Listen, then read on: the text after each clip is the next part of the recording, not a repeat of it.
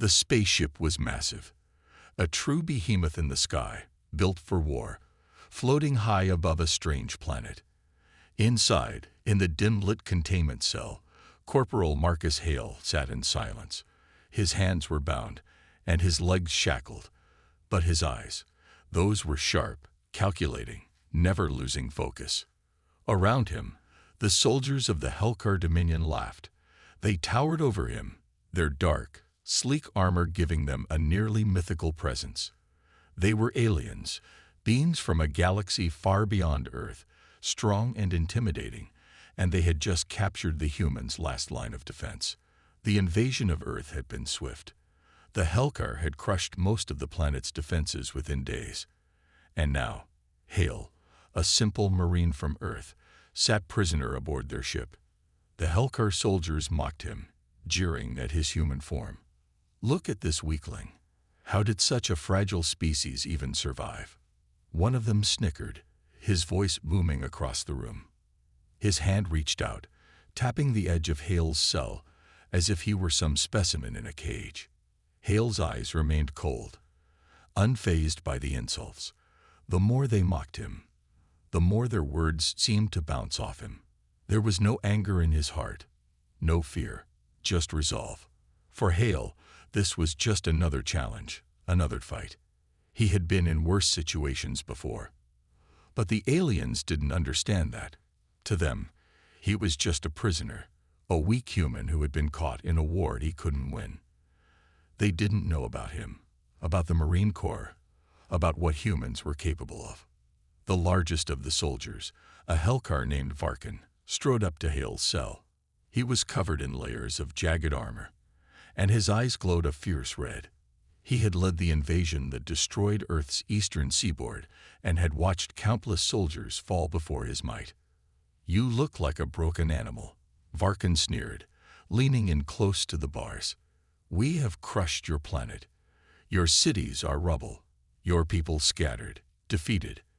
And yet you sit there, quiet. What are you waiting for, human? Do you think your pathetic government will come to save you?" Hale didn't respond. His face remained calm, his breathing steady. Varkan's words didn't reach him. The mocking continued for a few moments, but Hale's stoic silence began to frustrate them. "Why are you so quiet? Do you think you're tough?"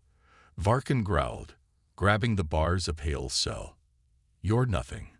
Just a weakling, a tiny insect in a galaxy full of predators." One of the other soldiers, who had been observing from a distance, chuckled. "Maybe he thinks if he stays silent, we'll think he's a threat. But look at him. He can barely even move." Varkan laughed, letting go of the bars. "He's not even worth the time to torture. Just a human, broken and scared." He turned to the others. "Let him be. He'll beg for mercy soon enough." The soldiers filed out of the room, leaving Hale alone in his cell. As the door slammed shut behind them, a brief flicker of light from the ship's lights was the only sound. Hale was alone again, but this didn't bother him. What they didn't understand was that for a Marine, being captured wasn't the end. It was just the beginning. He didn't look like much, just a human in ragged clothes, bound by chains. His body was strong enough, but not in the way the Helkar were used to seeing strength. He wasn't a towering alien or an enhanced soldier with advanced tech at his disposal. He was just a man who had spent his life training, fighting, and surviving. And this was a test of patience, of will, and of the Marine Corps' training that ran through his veins like blood.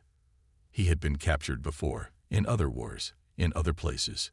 He had escaped, fought back, and survived. This time would be no different. Hale leaned back against the cold, metallic wall of the cell, breathing in slowly. He let his mind focus, shutting out the distractions. The alien soldiers thought him weak, thought him broken. They thought they had won, but they had no idea what they were dealing with. Out there, beyond the cell, the Helkar soldiers were plotting their next move. They believed Earth was lost. They thought humanity would cower in fear, accepting their fate. But Hale knew better. He knew the fight wasn't over. And when the time came, When the moment was right, he would make them regret underestimating him. He would make them regret thinking that the Marines, the very best humanity had to offer, were just easy prey. Because what they didn't understand was that the U.S. Marines didn't give up. Not ever. And no matter how big, how strong, or how advanced the enemy was, Hale knew one thing. They had never fought a human before. And that, in itself, was their greatest mistake. Marcus Hale's mind wandered back to the beginning. Before the Helcar Dominion had launched their invasion, before the chaos of battle had swept across Earth, he had been a U.S. Marine, one of the many who fought to defend his country, his family, and his home. Hale wasn't born a hero. He wasn't born into a life of military glory. He grew up in a small town, with simple parents who worked hard every day. But he always felt like something was missing, like there was more to life than what he had. So when he was old enough, he joined the Marine Corps. Not for fame, not for fortune, but because it was the right thing to do. It was what his country needed, and it was what he wanted to be. The day Hale had been sworn in had felt like the first real step in his life. The training was grueling. Every day, every moment, had been a test. The Marines weren't just trained to fight. They were trained to survive, to think, to adapt. They were taught to push past the pain, to keep going when others would fall.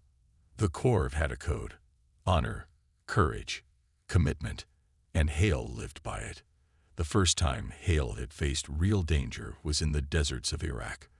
The mission had been straightforward: clear the area, destroy the enemy stronghold. But nothing ever went as planned in combat. A small skirmish turned into a full-blown battle. The heat was unbearable. The sand stung his face, and the dust choked the air. His squad had been ambushed. But Hale had never hesitated. His training kicked in. He remembered the first time he saw a comrade fall, his body collapsing in the dirt. The enemy had been relentless, but Hale kept moving. He didn't stop. He didn't retreat. He didn't allow fear to take over. The mission came first. That's what it meant to be a Marine. To give everything, and never back down. As Hale sat alone in the cell now, he thought about those early days. The moments of terror, the moments of victory, the moments when he thought he might not make it out alive. But he always did, because he knew one thing for certain: a Marine never quits. The past few days aboard the Helcar warship had been quiet, too quiet. The soldiers had mocked him, yes, but they had also ignored him. They believed he was broken, just another prisoner they had captured easily. But Hale knew this was far from over. This was only the beginning of his fight, the beginning of his return. He had been through worse, much worse. Back when the alien forces first attacked Earth, the world had been thrown into chaos. Cities fell within hours. Governments crumbled. Earth wasn't ready for an invasion of this scale. But the U.S. military, led by forces like the Marines, fought back with everything they had. Hale remembered the day the first alien ships appeared in the sky. A day that felt like the end of everything. The air had been thick with fear, but it was also thick with something else: determination. The humans weren't going down without a fight. Hale and his unit were among the first to face the alien forces. The Helcar, an advanced, ruthless species, believed themselves to be invincible. But the Marines were different. The Marines didn't fight like anyone else.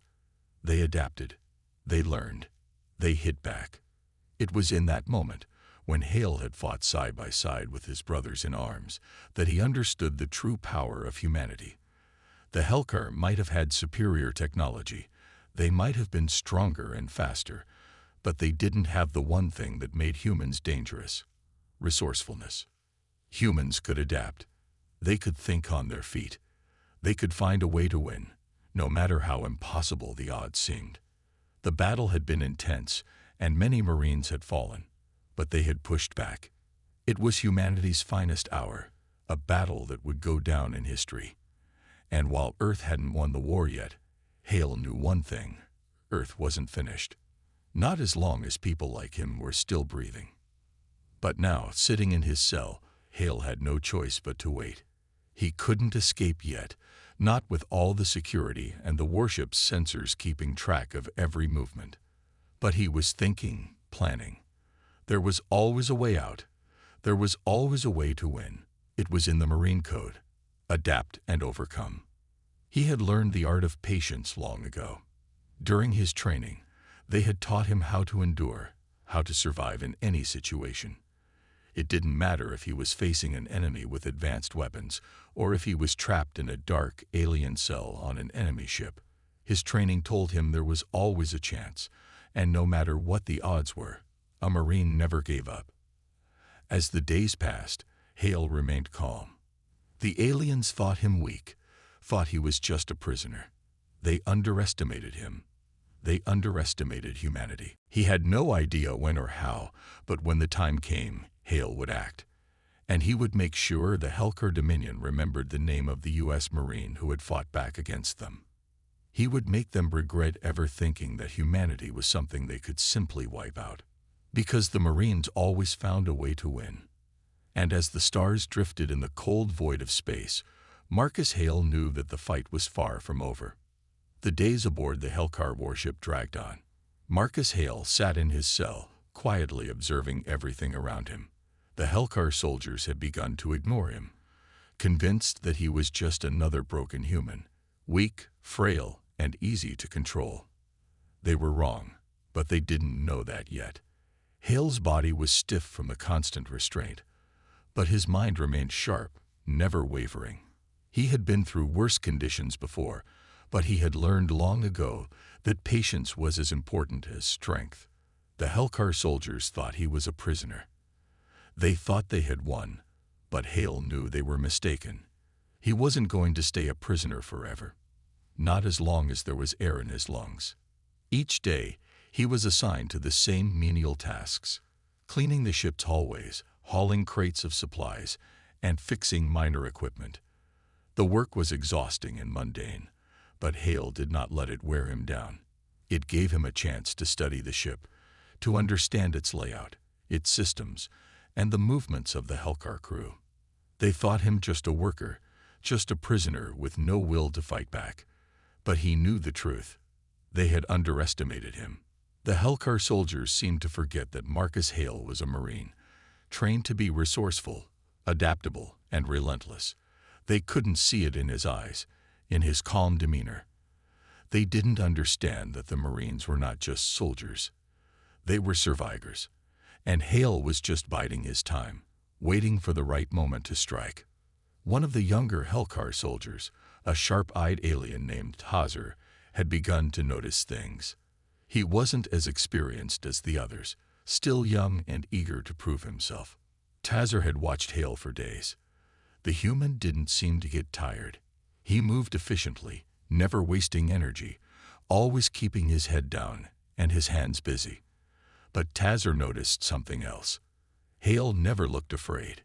He didn't cower or beg. He simply kept his eyes moving, studying everything, remembering everything. "He's different," Tazer said one day to his superior, a seasoned Helcar officer named Rydar. "I've been watching him. He doesn't act like the other prisoners." Rydar, a towering figure with deep red eyes, snorted dismissively. "He's just a human. They're all the same. Weak, fragile. He's not special. Let him work. When they break, they'll all beg for mercy." But Tazer wasn't so sure. He had seen humans fight before. He had seen their strange ability to endure. His suspicions grew, and every time he passed by Hale, he couldn't shake the feeling that there was something more to this prisoner than met the eye. One day, while Hale was working in the cargo bay, he saw Tazer watching him from a distance. Hale had already memorized the patterns of the Helcar soldiers, their patrol routes, their schedules, and he used that knowledge to his advantage. He knew this would be his chance. He made a small mistake on purpose, dropping a crate of equipment with a loud clang. It echoed through the bay. Tazer immediately moved toward him, ready to scold the prisoner for the mess. But Hale saw an opportunity. "Careful there, human," Tazzer said as he approached. "Don't want to break anything important." Hale glanced up, his expression unreadable. "I've been told to do this work," he said, his voice calm, almost too calm. "But if you think I'm too weak to handle it, you can do it yourself." Tazzer raised an eyebrow, a bit surprised by the response. He had expected a different reaction. The other prisoners would have cowered. They would have begged for forgiveness. But Hale didn't even flinch. "Don't try to be clever," Tazzer warned, stepping closer. "You'll regret it." Hale's eyes locked onto his. He didn't respond, but in that moment, Tazzer saw something that chilled him to the bone. There was no fear in Hale's eyes. There was no defiance either. Just quiet confidence, as if the human already knew something Tazzer didn't. Tazzer hesitated, stepping back. He had been ready to push, to assert his dominance over the human, but something about Hale made him pause. He couldn't explain it, but the human's calmness unsettled him. Tazzer wasn't the only one noticing. Radar, the commanding officer, had also begun to take an interest. He had seen the same things Tazzer had noticed: Hale's strange composure, his refusal to break under pressure. Radar decided to speak with Hale personally, to figure out if there was anything more to this human than he had assumed. Radar entered Hale's cell, his massive form filling the doorway. He looked down at the human, sizing him up. "You think you're clever, don't you?" Radar's voice was deep and rumbling, echoing in the small cell. Hale didn't flinch. "I'm just doing my job." Radar scoffed. "You're a prisoner, human. You have no job. You belong to us." Hale stared back at him, his expression never changing. "You've got that wrong," he said quietly. "I don't belong to anyone." Radar's eyes narrowed, sensing the challenge in Hale's words. But he didn't respond. Instead, he turned and left the cell. He knew Hale wasn't broken. He knew the human wasn't like the others. But what he didn't know, what none of the Helker could have predicted, was that Hale had been trained for this. The Marines taught their soldiers to adapt, to survive, and to always fight back. And when the time came, the Helker would learn just how dangerous a single human could be. Marcus Hale had been waiting for this moment for days. The ship's routines, the soldiers' patrols, the small mistakes the aliens made, they were all part of his plan. Every day, he had been quietly studying, watching the movements of the Helkar soldiers. Nothing ever escaped his attention, no matter how small. The ship's layout, its security flaws, and the patterns of the guards, they were all stored in his mind. The Helkar thought they had him under control. They thought he was just a prisoner, a tool to be used for their labor. But they had never truly considered the possibility that Hale was more than just a human. He was a Marine. And Marines never gave up. They never stayed down for long. It had taken time, but Hale had worked out a plan, a small window of opportunity that would allow him to escape. His time in the cargo bay had given him the perfect chance to find weaknesses in the ship's security. The Helkar were so confident, so sure of their victory, that they never considered that a lone human prisoner could be a threat. That was their mistake. The plan started with a simple diversion. Hale had been pretending to struggle with the heavy crates. He had dropped a few, knocked a couple over, and acted frustrated. It was all part of the act. One of the guards, a young Helkar soldier named Hazar, had come over to scold him. And that's when Hale made his move. In the split second that Tazer's attention had shifted, Hale had struck. He had jammed a small piece of metal, found in the wreckage of one of the crates, into the guard's side, just below the armor's weak spot. Tazer's grunt of pain was enough to get the attention of the others, but by the time they reached him, Hale was already gone. The human was fast, faster than the aliens expected. He darted down the hallway, moving quietly in the shadows, as the alarms began to blare across the ship. The Helkar soldiers had just started to realize they had made a mistake. They had underestimated him. Hale's heart raced, but his mind stayed focused.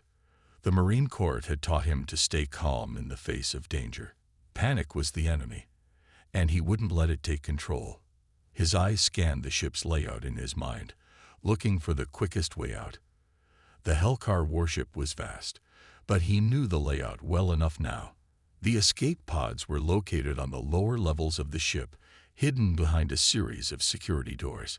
Hale had already observed the guards' rotation patterns and learned which areas were lightly protected. This was his chance. He rounded a corner and found himself face to face with two Hellcar soldiers.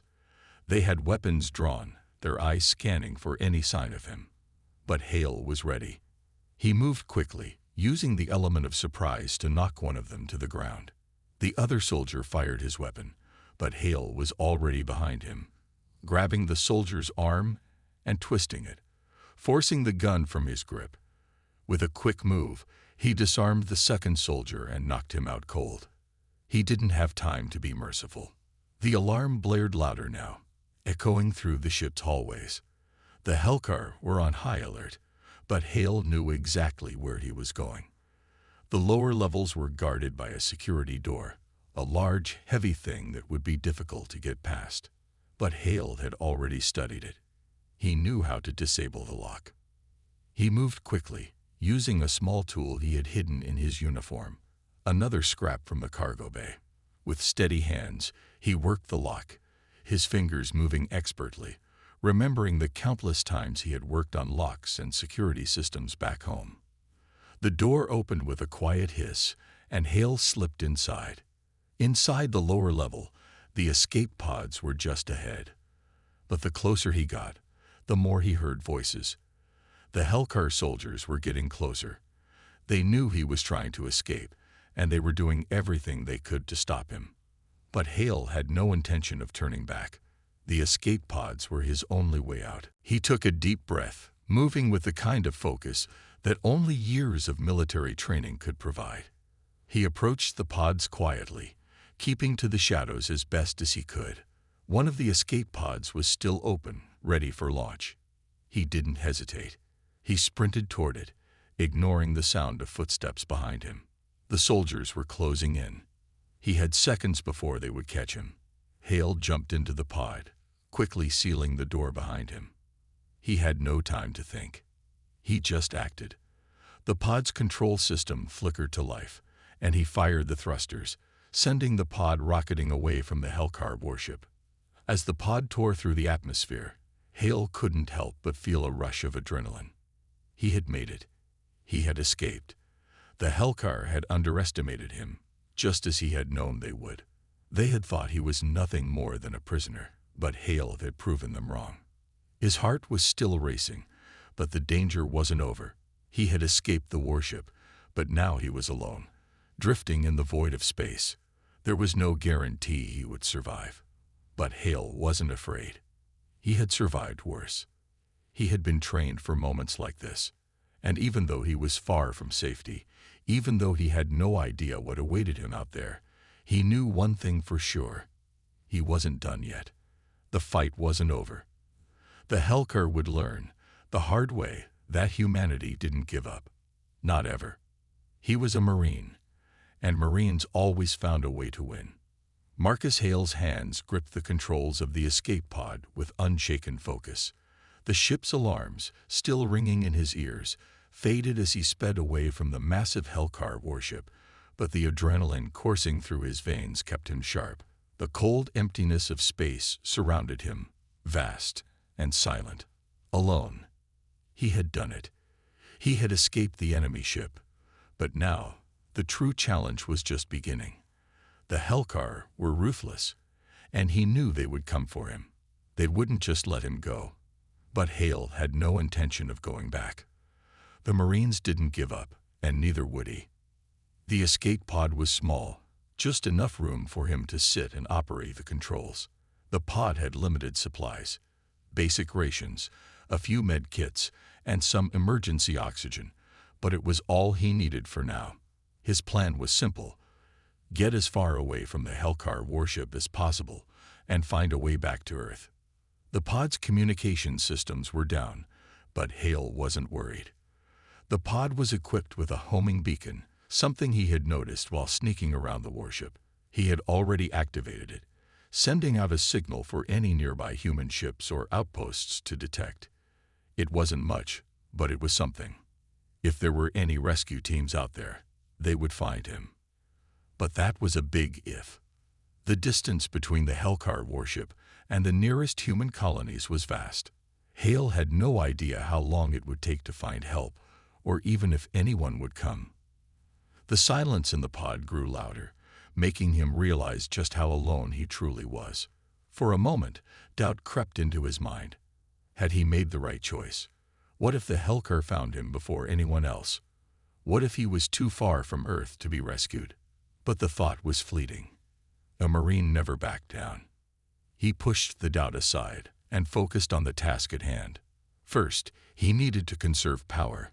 He was running low on fuel, and if he didn't manage it carefully, he could end up drifting aimlessly in space, completely lost. He recalibrated the pod's trajectory and switched to low power mode, slowing the pod's speed while maintaining a steady course. Hale was used to being in high-stress situations, but this was different. There were no teammates beside him, no commanders to rely on, no radio chatter from the battlefield. Just him, out here, alone. The first few hours passed in eerie silence.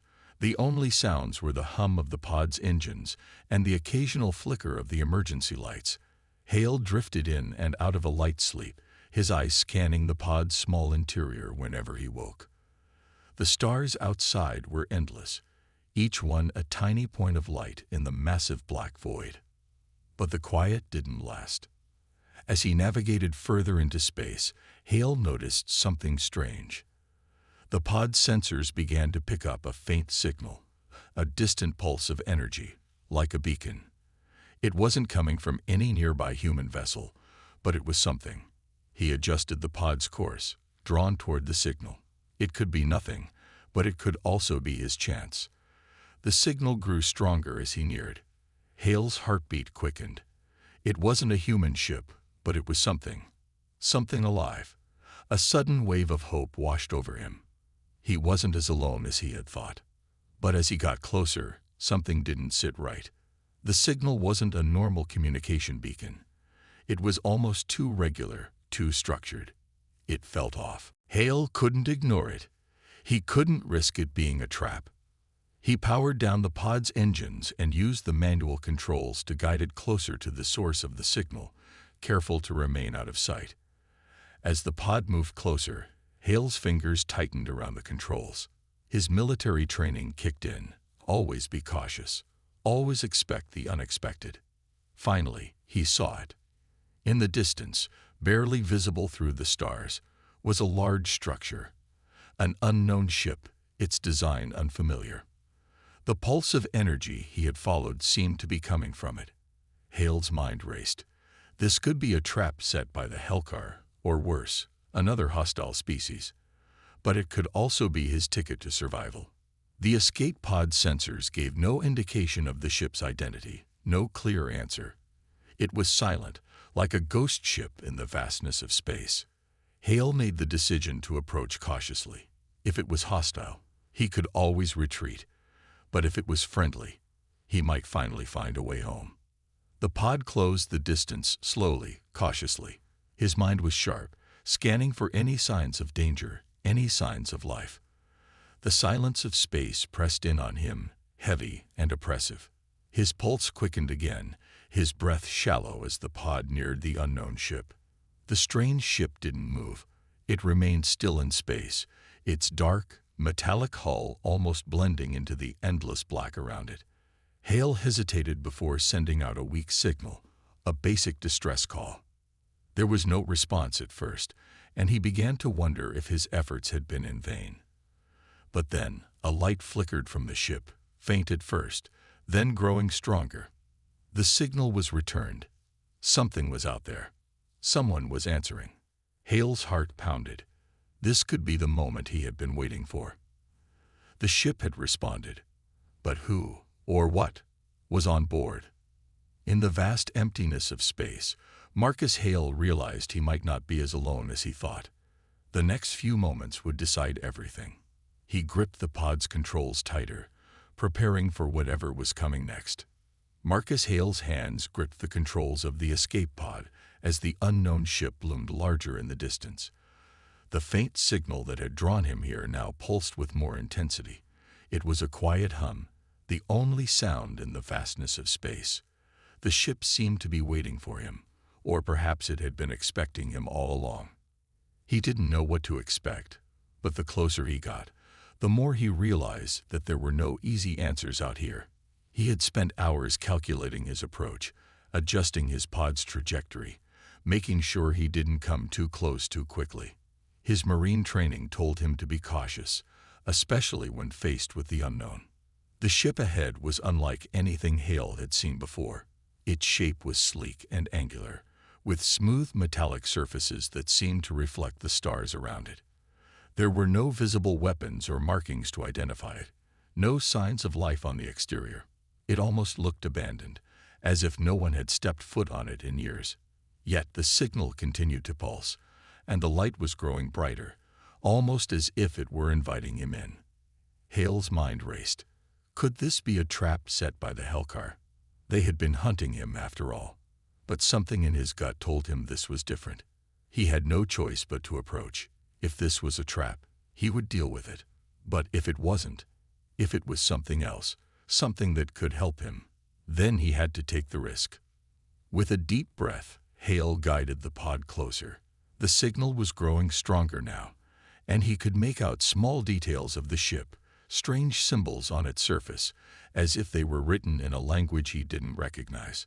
The ship was ancient, maybe even older than anything he had ever seen, but it seemed alive.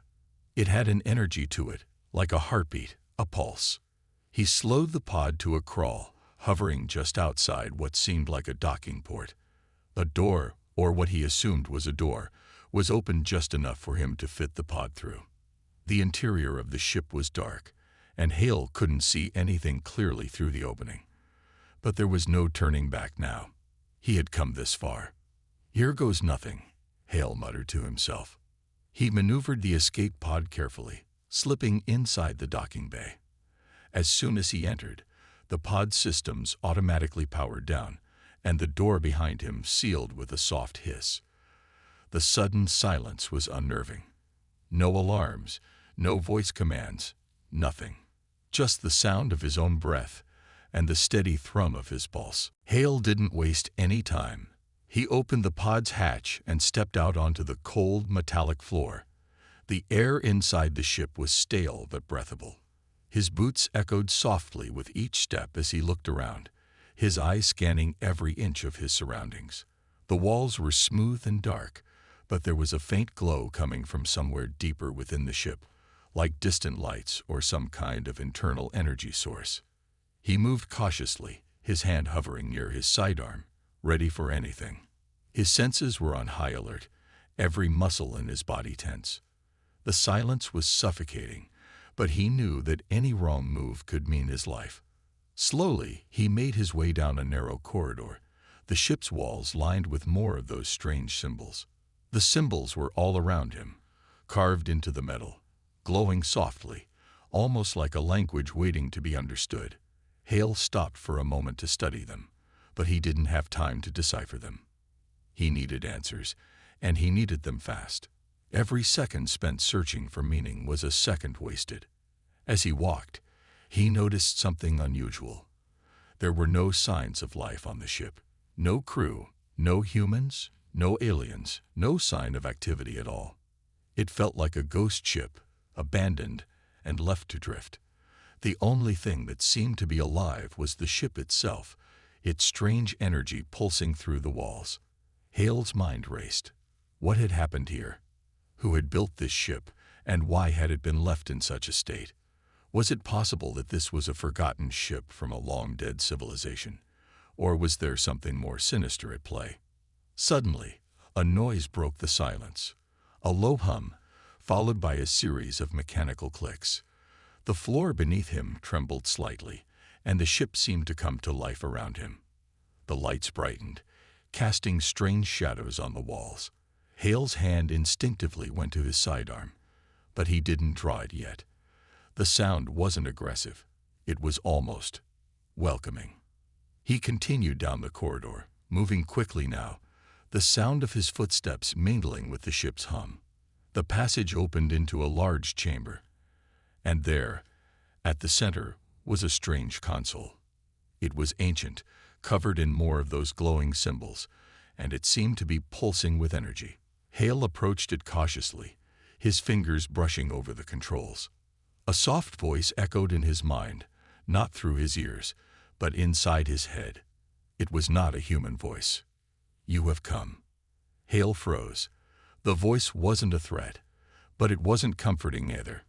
It felt ancient, almost timeless.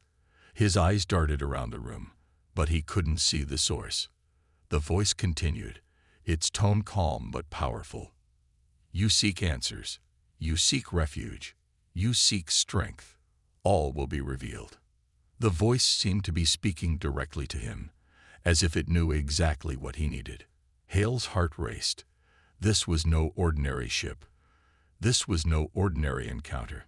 A soft glow began to emanate from the console, and the symbols on the walls began to shift. Hale stepped closer, his mind reeling. What was this place? Who, or what, was speaking to him? He didn't know, but he was about to find out. Marcus Hale stood frozen before the ancient console, the soft, glowing symbols around him pulsing with an eerie rhythm. The voice that had spoken in his mind echoed still, a strange comfort and danger combined. It felt like the ship itself was alive, aware of his presence. There was something about this moment that felt bigger than anything he had ever experienced. The voice, calm and deep, continued in his mind, as if reading his thoughts. "You are not the first. Many have come before you. Many have sought what you seek." Hale's heart raced. He didn't know what to make of it. The voice wasn't like anything he had ever encountered. It was as though it was part of the ship, part of whatever had built it. And now it was talking to him. But what did it mean? Who had come before him? He took a slow breath, trying to stay calm. His hand still hovered near his sidearm, but the voice didn't sound threatening. It was like it was guiding him, offering knowledge, not harm. The ship is not just a vessel. It is a beacon, a guide, a protector. The voice paused, then added, "A weapon. A weapon." The word echoed in his mind, causing a chill to creep down his spine. Hale's mind raced with possibilities. Was this ship a weapon of war, or something worse? And what did it have to do with him, a lone Marine, stranded in space? The console before him began to shift, the symbols rearranging themselves as if alive. The pulsing lights grew brighter, and suddenly the walls around him seemed to fade away. It was like being inside a dream, or a memory that wasn't his. His vision blurred for a moment, and when it cleared, he found himself standing before an image of a vast, ancient civilization. He could see it clearly now, like a series of holograms unfolding before him. The civilization was unlike anything he had ever seen. Alien, yes, but sophisticated. Their cities stretched high into the sky, their technology beyond anything the human race had achieved. He could see ships similar to the one he was standing in, but far larger, with a purpose. The voice spoke again, its tone more solemn this time. "We were once the protectors. We were the guardians of the galaxy. But we were betrayed." A flood of images rushed into Hale's mind, visions of battles fought, planets destroyed, civilizations torn apart. He saw the ancient race, the ones who had built this ship, fighting against an enemy that looked like the Hellcar. Their technology was superior, their ships vast, but they were overwhelmed. The enemy, a vicious and powerful force, had destroyed them, piece by piece. The enemy was relentless. They destroyed our world, our people, and scattered our fleet. The voice paused. "But before we fell, we seeded the galaxy with our creations. Ships like this one. Guardians. Weapons that could fight the enemy and keep them at bay." Hale stood in stunned silence, trying to process the information. The ship, this strange vessel he had just found, was part of a forgotten war. It was a weapon, a guardian, created to fight against an enemy that had wiped out its creators. And now, by some twist of fate, he had stumbled upon it. You are here because you are needed. The enemy has returned. The voice's tone darkened. The Hellcar are their descendants. They have come to finish what their ancestors started. Hale's eyes widened in shock. The Hellcar, the aliens who had captured him, the ones who had been hunting him, were connected to this ancient war. They weren't just invaders. They were part of a long line of enemies, a threat that had been growing for centuries. The voice continued, its words heavy with purpose. You have been chosen. Chosen to wield the power of the Guardians. This ship, and others like it, are all that remain of our people. It is time for you to carry on the fight. A strange sense of purpose washed over Hale, but it was mixed with confusion. He had never signed up for anything like this. He was just a Marine, part of an army fighting for his planet. He didn't know anything about ancient civilizations, galactic wars, or alien technology. But here he was, standing on a ship that had once been part of a great galactic force, being asked to take on a fight that wasn't his. But something inside him told him that this was his battle now. Hale had always been taught to protect his own, to fight for what was right. He had fought on Earth, and now it seemed he would be fighting for more than just his planet. He would be fighting for the entire galaxy. The console hummed once more, and a glowing map appeared in front of him. It showed the galaxy, with markings for different planets and systems. One of them glowed brightly. Hale's gaze followed it, and he understood. The Hellcar fleet was close, and they were preparing for a full assault. You must stop them. You are the last of the Guardians. You are the only one who can stand against them now. Hale swallowed hard, feeling the weight of the responsibility settle on his shoulders. He had no choice. The fight wasn't over. It had just begun. The ship beneath his feet seemed to respond to his determination. The console shifted again, opening a new panel. Hale didn't hesitate. He reached out and pressed a button. The ship's engines rumbled to life, and he felt the power of it surge through him. The ship was ready. He was ready. Hale turned toward the entrance, his mind focused on the mission ahead. He wasn't alone anymore. The Guardians had left their mark on him, and now he would carry their fight forward. The galaxy was waiting, and Marcus Hale wasn't going to let it fall. Not on his watch. As the ship powered up, he knew one thing for sure: this was just the beginning.